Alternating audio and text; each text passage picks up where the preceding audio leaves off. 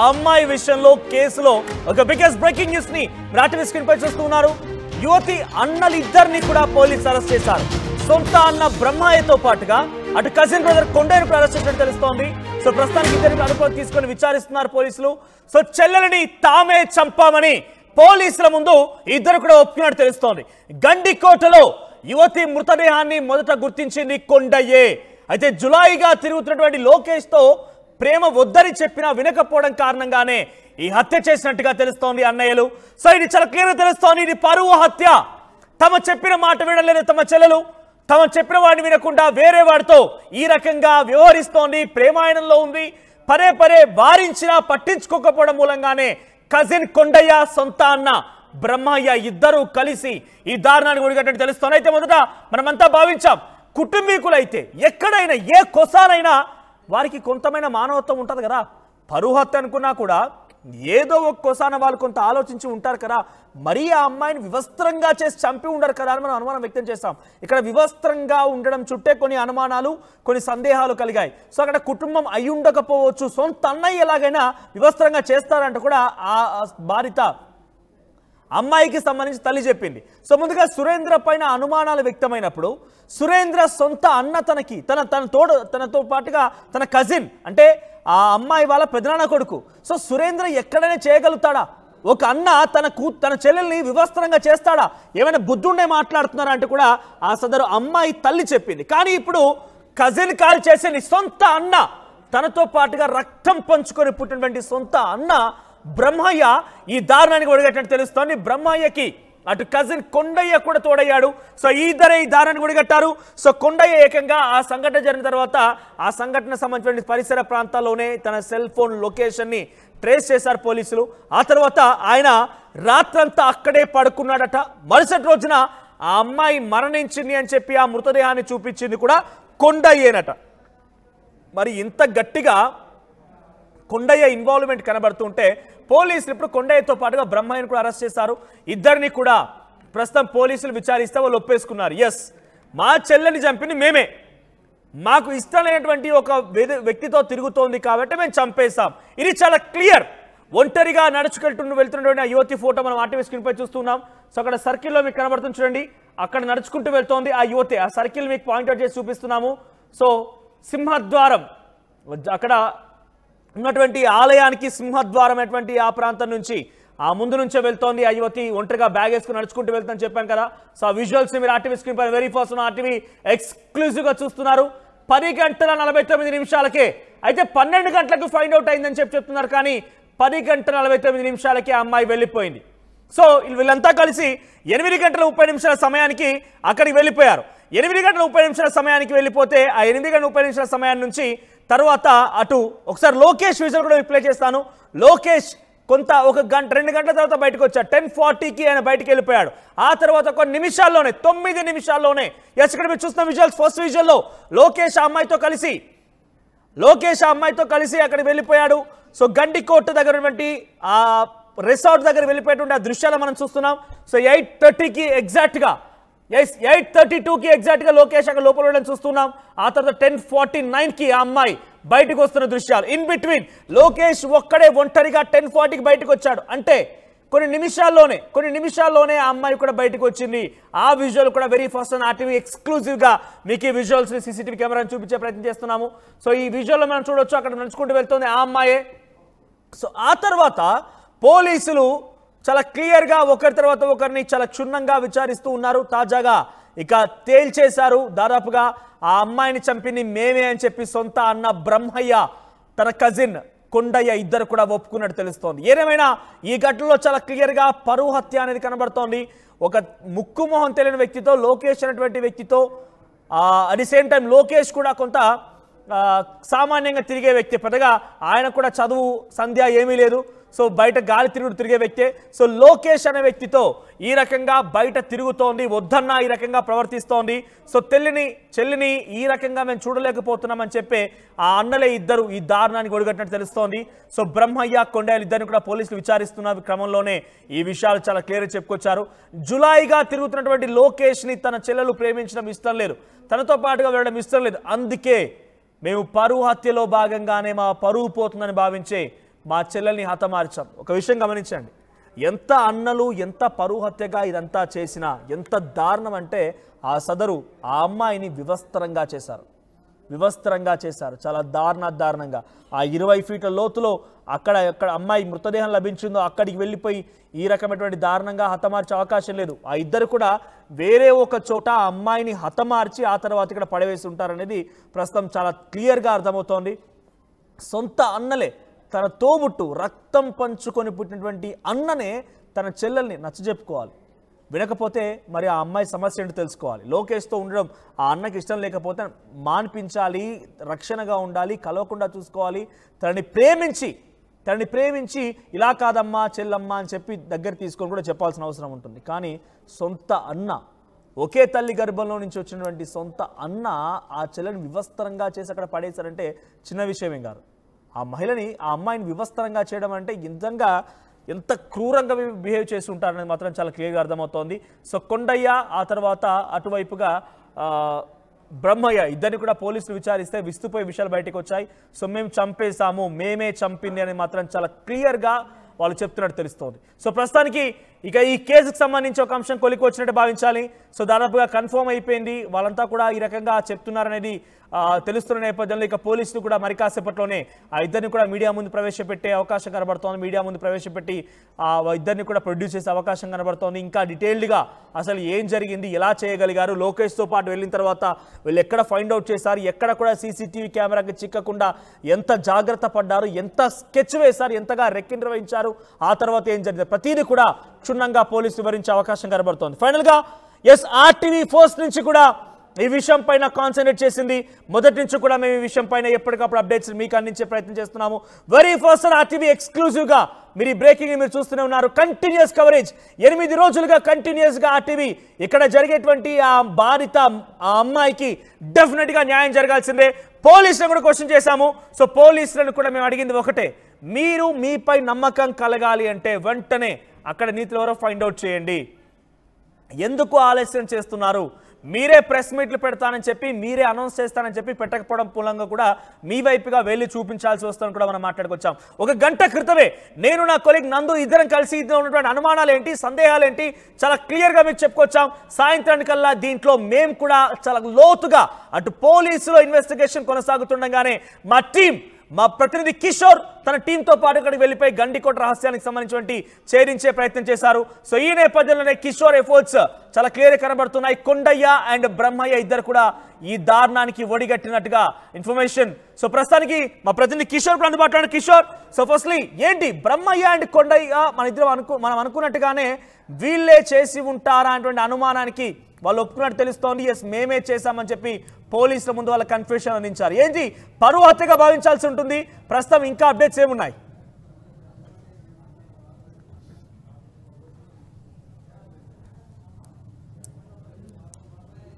చెప్పాలి, ఎందుకంటే కొద్దిసేపటి క్రితమే ఏదైతే అన్నలు ఆమె మర్డర్ చేశామన్నటువంటి విషయాన్ని అటు పోలీసుల విచారణలో వెల్లడించినట్లు కూడా కొంత కీలకమైనటువంటి సమాచారం అందుతుంది. ఆ నేపథ్యంలోనే అటు అనుమానాలన్నీ కూడా ఒకవైపు ప్రధానంగా మనం మొదటి నుంచి కూడా అనుమానాలన్నీ కూడా అన్నల వైపే చూపిస్తున్నటువంటి విషయాన్ని మనం స్పష్టంగా మొదటి నుంచి కూడా చెప్తున్నటువంటి విషయం.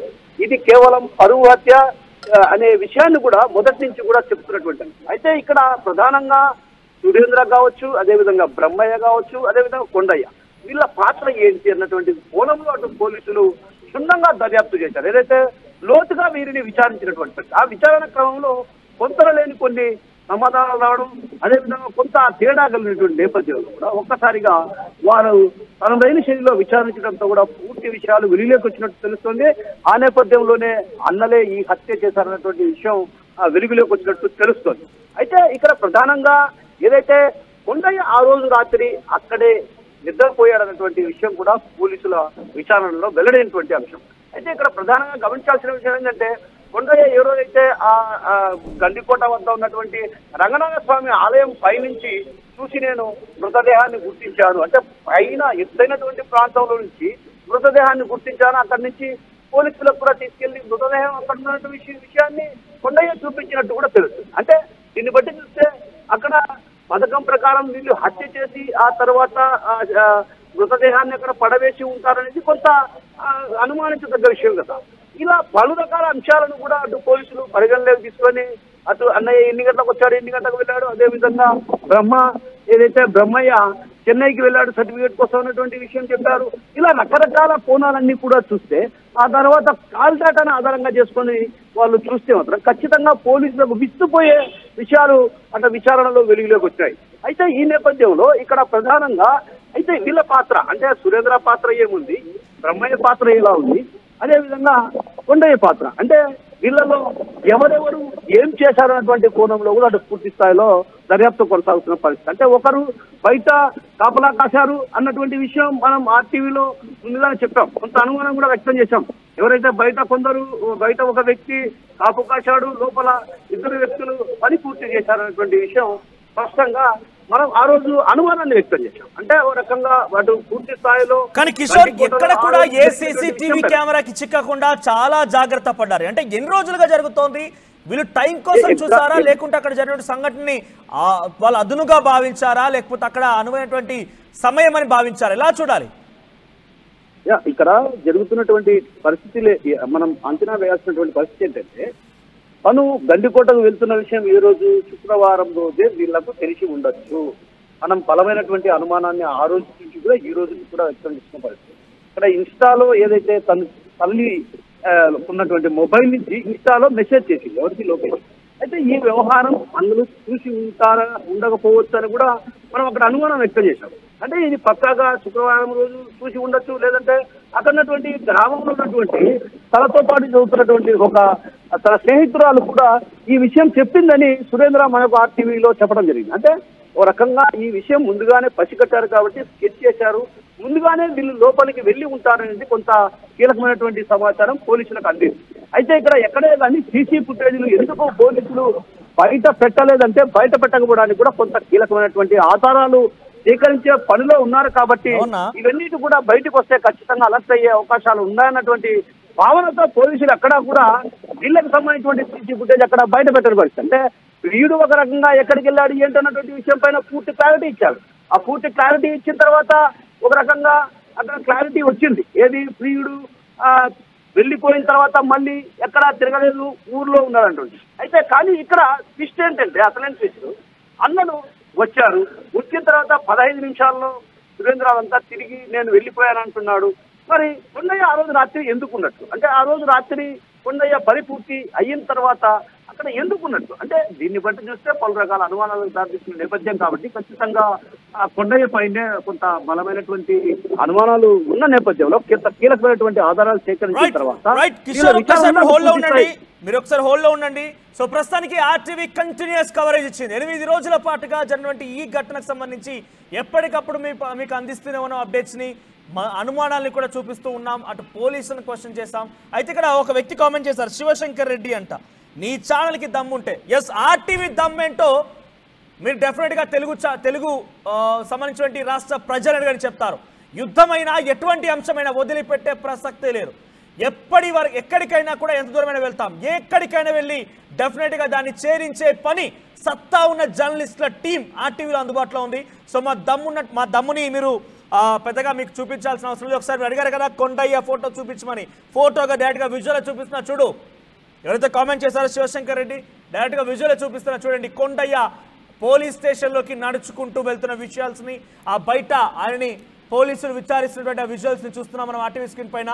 సో బయట నుంచి కొంతమంది ఏం పర్వాలేదని పెట్టి ఆయన లోపలికి పంపించుంటున్నారు, కానీ లోపల వెళ్ళిన తర్వాత అసలు గుట్టి విప్పాడు. సో ఇక్కడ దమ్ము గురించి మీరు కామెంట్ చేశారు, I don't agree with you. ఇక్కడ మీరు డెఫినెట్గా మీకు ఇండివిజువల్గా చూపించాల్సిన మాకు అవసరం లేదు. బట్ స్టిల్ ఒకటి గుర్తుపెట్టుకోండి, తెలుగు రాష్ట్రాల్లో తెలుగు మీడియా ఛానల్స్లో ఎవరు చేయనటువంటి అద్భుతమైనటువంటి కొన్ని కథనాలని, వాస్తవిక విషయాలని ఎంత దూరం వరకైనా, అహ్మదాబాద్ విమాన ప్రమాద ఘటన జరిగితే మా ప్రతినిధి అక్కడికి పంపించాం. 1 కాదు 2 కాదు, ఎక్కడికైనా సామాన్య ప్రజలు ఇబ్బందులు పడుతున్నారంటే డెఫినెట్గా ఆర్టీవీ అక్కడ అందుబాటులో ఉంటుంది. తెలుగు రాష్ట్రాల్లో అతి వేగంగా ఎప్పటికప్పుడు తాజా సమాచారాన్ని మీకు అందించే ప్రయత్నం కేవలం ఆర్టీవీ మాత్రమే కంటిన్యూస్ కవరేజ్ ఇస్తూ ఉంటుంది. సో ప్రస్తుతానికి మీరు చూస్తున్న విజువల్స్లో కొండయ్య మీకు కనిపిస్తున్నాడు. ఎస్, కొండయ్య లోపలికి వెళ్తున్న విజువల్స్ చూస్తున్నారు. సో జూలై 14వ తేదీన 8:30 సమయానికి లోకేష్ అండ్ ఆ అమ్మాయి ఇద్దరు కలిసి గండికోట దగ్గర ఉన్నటువంటి ఒక రిసార్ట్ దగ్గరికి వెళ్ళిపోయారు. సో అక్కడ ఆ తర్వాత 2 గంటల పాటుగా అక్కడే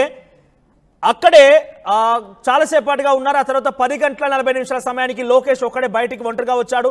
బిఫోర్ దట్ ఏం జరిగింది అంటే కనుక అక్కడ ఆ అమ్మాయి కాలేజ్కి రాలేదని చెప్పి ఆ అమ్మాయి పైన ప్రస్తుతానికి ఆ పేరెంట్స్ కి కాల్ చేశారు కాలేజ్ యాజమాన్యం. ప్రొద్దుటూరులో ఇంటర్మీడియట్ చదువుతుంది ఆ అమ్మాయి. సో ఆ అమ్మాయికి చదువుకున్నటువంటి కాలేజ్ నుంచి ఆ పేరెంట్స్కి కాల్ వెళ్ళింది. సో దాంట్లో ఆ తండ్రి ఎస్ అని చెప్పి ధృవీకరించుకొని నా కూతురు ఇంకా కాలేజ్కి వెళ్ళలేదా అని చెప్పి నిర్ధారించుకొని తన భార్యకి తర్వాత తన అన్న కొడుకు సురేంద్రకి కాల్ చేసి చెప్పడంతో ఇద్దరు కూడా వెతికిరాడారు. ఏమాత్రం దొరకలేదు. సాయంత్రానికల్లా వచ్చి పోలీస్ కంప్లైంట్ ఇచ్చారు. మరుసటి రోజున తెల్లవారుజామున ఆ అమ్మాయి వివస్త్రంగా విగతజీవిగా నిర్జీవంగా గండికోటలోని రంగనాథ ఆలయానికి వెనుక భాగంలో ఒక పొదల మధ్యలో కనిపించింది. అయితే అక్కడ సంఘటనకు సంబంధించి ఎప్పటికప్పుడు ఆ రోజు నుంచి కూడా లైవ్ కవరేజ్ని ఆర్టీవీ అందిస్తూనే ఉంది. సో వరుసగా అక్కడ జరిగినటువంటి విషయాలపైన మా ప్రతినిధి కిషోర్ ఎప్పటికప్పుడు అప్డేట్స్ తెలుసుకుంటూ మాకు అందిస్తూనే ఉన్నాడు, మీకు చేరవేస్తూనే ఉన్నాము.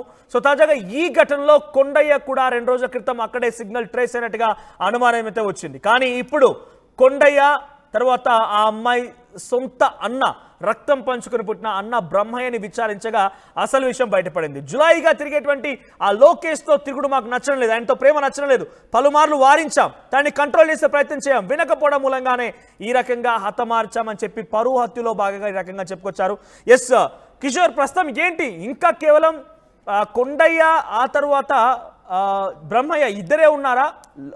అక్కడికి సురేంద్ర కూడా వెళ్ళాడు, తర్వాత ఆ అమ్మాయి తల్లి కూడా వెళ్ళింది. వీళ్ళ భాగస్వామ్యం కూడా ఏమైనా ఉందా? ఎటువంటి అనుమానాలు ఉన్నాయి? ఇంకా పోలీసులు వాళ్ళని వెతికే పనిలో ఉన్నారా? సురేంద్ర అండ్ అమ్మాయి తల్లి ఎక్కడున్నారు? ఈ ఘటనలో కేవలం కొండయ్య బ్రహ్మయ్య పాత్రతో పాటు అటు సురేంద్ర పాత్ర ఏంటన్నటువంటి విషయం కూడా ఇప్పటికే పోలీసు ఒక క్లారిటీకి వచ్చారు. అయితే ఇక్కడ ప్రధానంగా ఇది పరువు హత్య కాబట్టి కుటుంబ సభ్యులే చేసినటువంటి పరిస్థితి. అంటే ఇక్కడ ప్రధానంగా సురేంద్ర పాత్ర ఏంటి, అదేవిధంగా కొండయ్య పాత్ర ఏంటి, కొండయ్య ఏం చేశాడు అన్నటువంటి విషయం పైన కొంత క్లారిటీ వచ్చింది పోలీసులకు.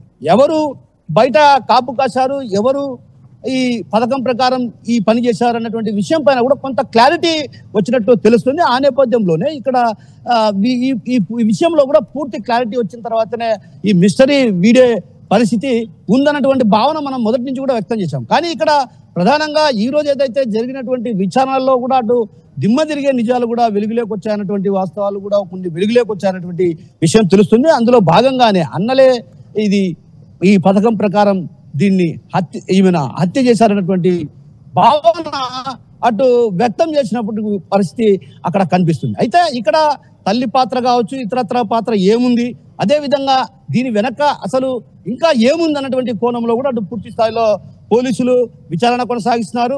అసలు గతంలో కూడా లోకేష్ తో తిరుగుతున్న సందర్భంగా కూడా వాళ్ళు మందలించామన్నారు, ఆ తర్వాత మా చెల్లిని కొట్టాం తిట్టామన్నటువంటి విషయాన్ని కూడా చెప్పారు.